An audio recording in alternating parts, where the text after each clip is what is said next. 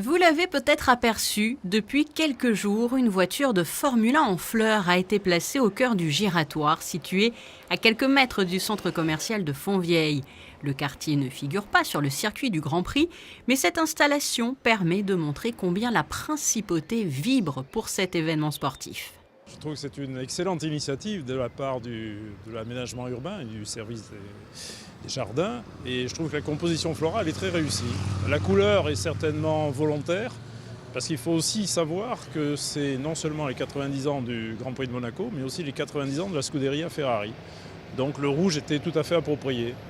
On a marqué l'histoire de l'automobile et on continue de marquer l'histoire de l'automobile. Et ces 90 ans montrent qu'on a résisté à toutes les vagues successives de changements et d'amélioration, parce qu'en fait on essaye constamment d'améliorer nos performances, si l'on peut dire, en tout cas nos structures, et c'est ce que l'on fait encore cette année avec d'importantes modifications aux abords du circuit.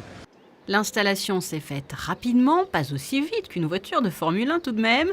10 à 12 personnes se sont occupées de la mise en place. C'est une structure qu'on avait déjà, on l'a remise en forme, on l'a repeinte, on l'a remplie de sphènes, donc c'est le support de culture.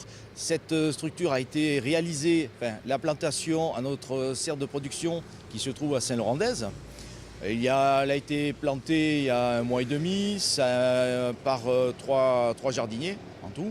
Donc elle attendait le jour J pour être mise en place.